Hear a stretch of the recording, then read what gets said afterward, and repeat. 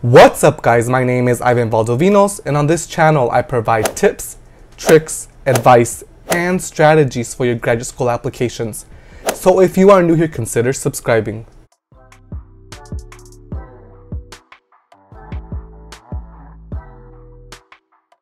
In today's video, I want to share with you some tips on how to go about choosing a PhD advisor or graduate school advisor.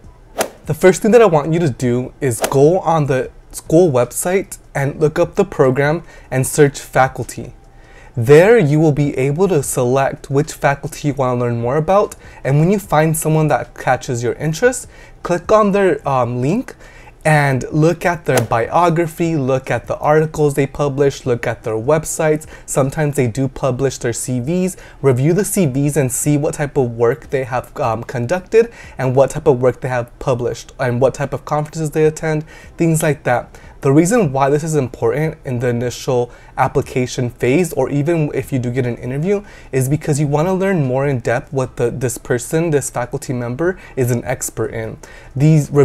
A review of the website, of the CV, of their personal websites is going to show you a bunch of things. You're going to be able to learn about their published work. You know, what have they published on, what is their expertise, what is their topic, and what is their methodology. What do they focus on? Do they do more qualitative case studies? Do they do quantitative regression analysis? What type of methodologies do they work? What type of theoretical frameworks do they use? And which journals do they tend to publish in? You will also get a sense of what type of impact they're making on the world with their research and their other work. So you're going to be able to see if they use their research to work with districts, work with community-based organizations, if they're going to be using their work with think tanks, do they collaborate with other faculty members across the nation. So I want you to start there in your initial search. That way you're able to see, what's going to be a good fit for me with and is that person going to help me reach my goals, both my personal, academic, my research goals, and the impact that I want to make on my community and the world. The next thing that I want you to do is to read articles or published work from your potential advisor. This is important because, especially at the PhD level, this advisor is going to be with you for 5+ years. And so you want to make sure that this advisor is going to be able to help you gain the research skills that you need and that you want to pursue your personal academic and career goals. And so I want you to read their literature, their work, because it's going to give you a sense of their writing style, their methodologies that they use, the theoretical frameworks that they use, the problems and questions they want to answer and what's important to them. And yours don't have to align with them directly.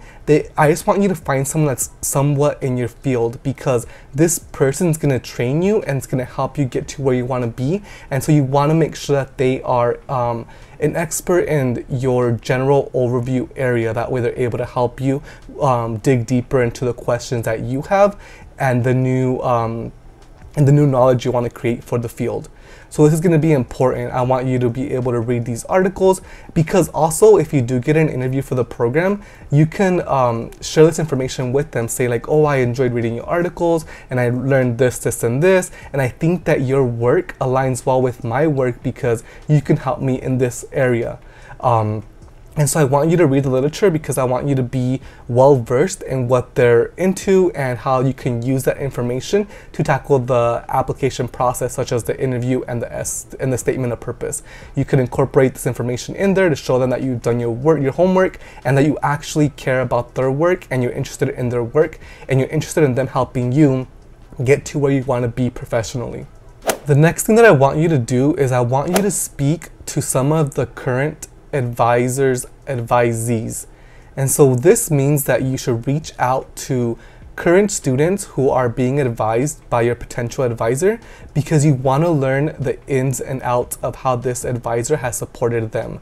So you want to ask them questions like, how has this advisor supported you? Do you think do they have enough time to support you? Do they provide you with opportunities in terms of being involved in their research? Do they provide you with extra funding to attend conferences? And what is and then you want to ask them, like, what is the general vibe of the advisor, and would you recommend them to anybody else? This is going to be key to selecting a PhD advisor or graduate school advisor, because usually current students are going to be very honest with you. For example, when I was applying for PhD programs, I actually reached out to one of the advisees of the person that the faculty member that I wanted to advise me, and they shared great insight. They did tell me that my advisor was very busy in her field and that she sometimes didn't have enough time to meet with the advisee. So I understood that, and I honestly, that wasn't a deal breaker for me, because I'm a person that likes to work independently and I seek help when I really need it. And so I didn't mind the advisor not being there for every step that I needed to take or holding my hand, because I can work independently and I prefer that style. And so it wasn't much of a deal breaker, but it was nice to know that that does happen, because it's going to help me prepare even more for when I do need help. I'm going to want to reach out in advance, like weeks in advance or months in advance, before I schedule an appointment with the advisor. So I want you to make sure that you do talk to some of the advisees and get multiple perspectives. That way you're able to make a sound decision on if you want this person, this faculty member to advise you if you do select that PhD program. Finally, the last thing that I want you to do is actually meet with the potential advisor. So I want you to schedule an appointment with them for a couple of reasons. First, you want to ask them definitely about their work. You want to see what they actually work on, even though you probably already read on it and you should have read on it. They're going to give you a more in-depth idea of what they do as work, research, and also maybe some practical work. And you want to ask them more questions that dig deeper into this work. That way you're able to see exactly what they do. You also want to use this opportunity to feel out their vibe. I want you to ask yourself, do you feel comfortable speaking to this person? Are you nervous around them? Are you really comfortable and you feel like they are going to be a good fit for you in terms of being your advisor? So I want you to judge this interview or this meeting as a way to judge the vibe, the sense of belonging, because remember, they're going to be with you for 5+ years, so you want to make sure that they feel comfortable, that you feel comfortable speaking to them, and that they exude a positive outlook in the PhD experience. You also want to ask them, how do they support their students?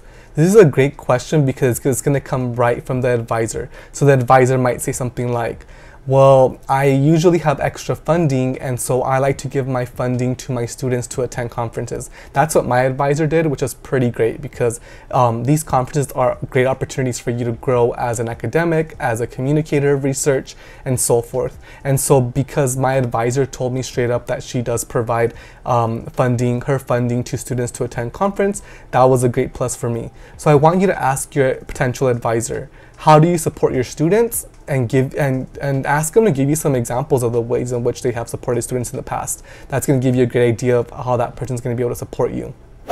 Alright, so that ends today's video on how to choose a PhD advisor or graduate school advisor.